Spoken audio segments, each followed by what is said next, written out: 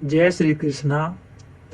एक दिन भगवान श्री कृष्ण ने साक्षात बृहस्पति के शिष्य और ज्ञान के सागर अपने मित्र उद्धव भगत को बुलाकर हाथ में हाथ मिलाकर प्रेम पूर्वक कहा कि हे मित्र, आप वृंदावन में जाकर यशोदा और गोपिका तथा समस्त ब्रजवासियों को वियोग रूपी असह्य दुख अंधकार को अपने ज्ञान रूप सूर्य की तेजस्वी किरणों से दूर करके रोहिणी माता को अपने साथ रथ में बिठाकर ले आइए, क्योंकि मैंने आते समय उनसे कहा था कि या तो मैं समय आऊंगा या अपने सखा को भेजूंगा।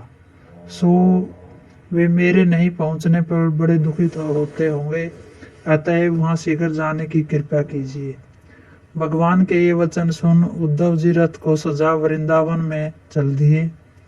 जिस समय वे संध्या के समय वृंदावन में पहुंचे तो देखा कि सघन वृक्षों पर नाना प्रकार के सुंदर पक्षी बैठे हुए अपनी मनोहर बोली से मानो हरि गुण गाकर पथिकों के मन को हर रहे हैं, तथा धौली और पीली श्याम और चितकबरी आदि गौएं अपने वत्सों के साथ भगवान के विरह में इधर उधर घूम रही है, तथा नाना अलंकारों से सुसज्जित गोप और गोपिकाएं गो दूध दूहते समय भगवान कृष्ण की बाल लीला के गुणानुवाद गा रहे हैं, एवं घर घर में संध्या वंदन हवन गो ब्राह्मणों की पूजा पितृ देवार्चन और नाना प्रकार से भगवत भजन कीर्तन और वेदाध्ययन तथा शास्त्र पठन पाठन सम्यक प्रकार से हो रहा है।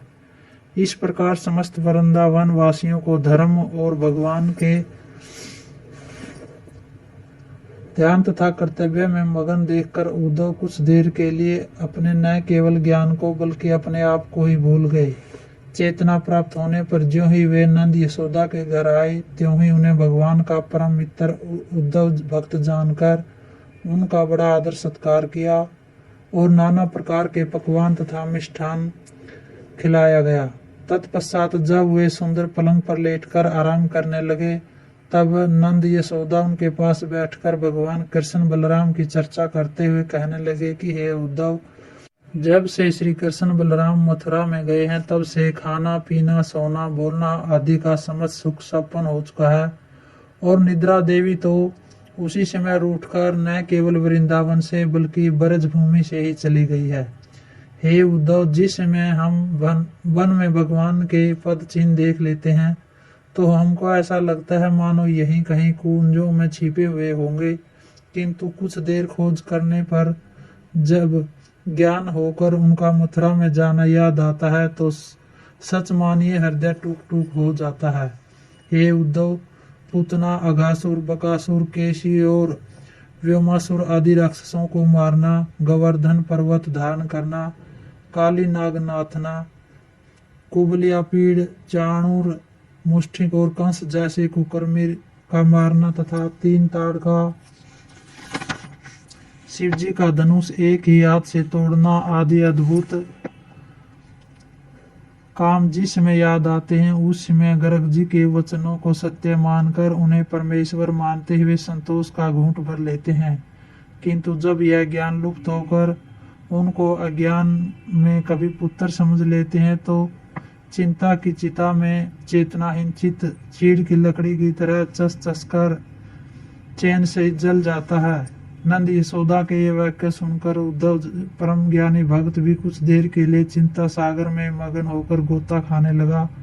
जब उन्हें चेतना हुई तो वे नेत्रों में नीर भरकर कहने लगे, हे माता यशोदा एवं बाबा नंद, आपके प्रेम ज्ञान और भक्ति को कोटिश धन्यवाद और आपको अनंत बार प्रणाम है। हे नंद, जिनके घर स्वयं पर ब्रह्म परमेश्वर अवतार धारण कर बाल लीला के अद्भुत कार्य दिखाकर सुखी करते रहे, उनके बराबर विश्व में कौन भाग्यशाली हो सकता है।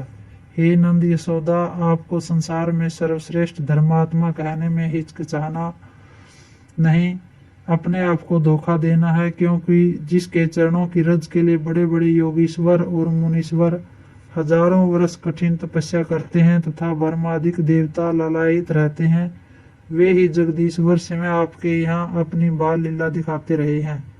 अतः आपको संसार में धन्य समझकर कभी चिंतित नहीं होना चाहिए। हे नंद, उनको अपना पुत्र समझना बरज भूल करना है, क्योंकि वे तो अजन्मा, निराकार, अनंत और अखंड है। उनकी माया का भेद पाना शेष, महेश, शारदा, गणेश और सुरेश की भी शक्ति से बाहर की बात है। उनमें संसार को क्षण में उत्पन्न और नष्ट करने की शक्ति है, और उन्होंने केवल पृथ्वी का भार उतारने के लिए तथा भक्तों को सुख देने के लिए संसार में सगुण अवतार धारण किया है। अतएव उनको पुत्र नहीं, केवल परमेश्वर ही समझकर यदि ध्यान करते रहेंगे तो वियोग रूपी दुख आपको कभी न सतावेगा, बल्कि सदा सुख सागर में गोते लगाते रहोगे। इस प्रकार ज्ञान उपदेश देकर जिसमें वे सोने लगे तो उन्हें थका हारा जानकर नंद यशोदा भी कृष्ण गुण गाते हुए सैया पर लेट गए।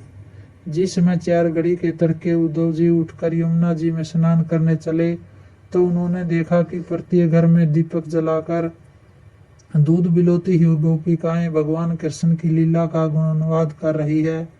इस प्रकार उनको भगवान के प्रेम में अनुरक्त देखकर उद्धव जी को अपनी भक्ति तुच्छ सी जान पड़ी, और वे सोचने लगे कि इन ब्रजवासियों को जो पहले ही भगवान कृष्ण की भक्ति और प्रेम के पक्के रंगे हुए हैं, कौन ज्ञान उपदेश देने की शक्ति रख सकता है। इस प्रकार ब्रजवासियों के भक्ति प्रेम के अनुराग में रंजित होते हुए प्रातःकाल उद्धव जी स्नान कर यमुना जी से वापस आए तो यह समाचार सुनते ही सब ब्रजवासी उनके पास दौड़े हुए चले आए। जिस समय गोपिकाओं में पीताम्बर, मुकुट, कुंडल और वनमाला धारण किए हुए उद्धव भक्त को आते देखा तो वे एकत्रित होकर एक स्थान पर खड़ी हो गई, और जब वे निकट आए तो उन्हें प्रणाम सहित सुंदर आसन देकर इस प्रकार कहने लगी कि भगवान कृष्ण का संदेशा लेकर नंद यशोदा को धैर्य देने के लिए मथुरा से क्या आप ही आए हैं? क्या आप ही का शुभ नाम उद्धव है? यदि हाँ, तो सबसे पहले श्री कृष्ण बलराम जी के आनंद मंगल के समाचार सुनाने का कष्ट कीजिए।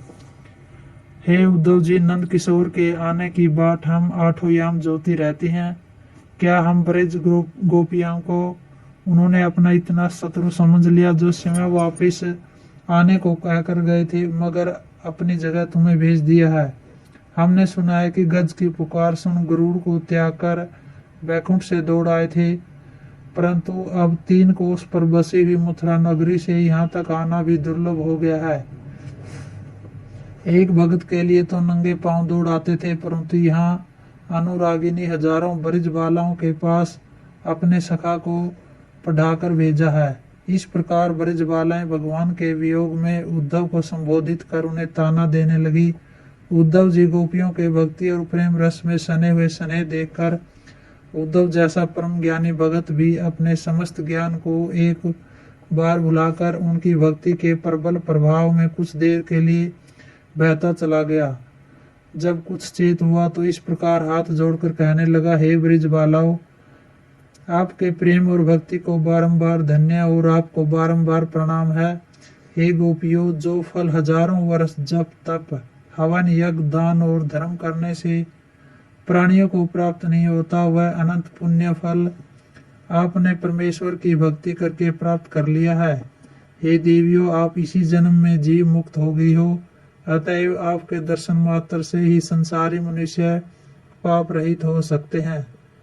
सो भगवान कृष्ण ने मुझे आपके पास भेजकर बड़ी कृपा की है।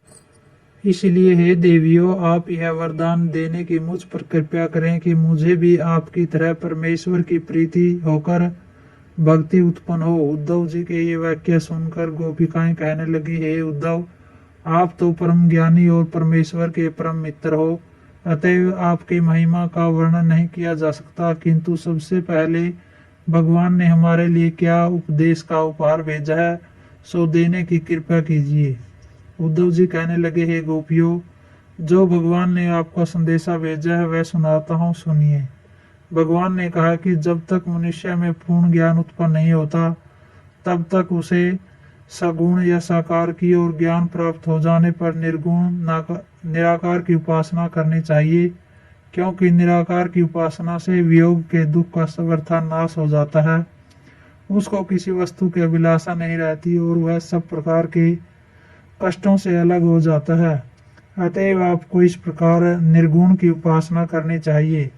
यद्यपि पवन, पानी, पावक, पृथ्वी और आकाश इन 5 तत्वों से प्राणियों के शरीर बने हैं, किंतु वे सब मेरे प्रकाश से प्रकाशित होकर संसारी शुभ अशुभ कर्म करते हैं। अतएव सब चराचर जीवों में मेरा ही प्रकाश जानकर उनको मेरा ही रूप समझना चाहिए। सो जो प्राणी आत्म ज्ञान से मुझ परमात्मा के इस प्रकार निराकार रूप का ध्यान करते हैं, वे सर्वदा मुझे अपने पास देखकर अलग नहीं समझते। अतः उनको सपन में भी मेरे वियोग का दुख नहीं होता। हे ब्रजबालाओ, केवल अभी नहीं, इससे पहले भी रासलीला के समय अंतर ध्यान होकर तुमको निराकार की उपासना बतला चुका हूँ। और जब तुम मेरे स्वरूप को नेत्रों से नहीं बल्कि चित्तर से देखकर मेरे ध्यान में लवलीन हो गई थी, उस समय योगावस्था में तुम्हें अपना दर्शन देकर कृतार्थ किया था।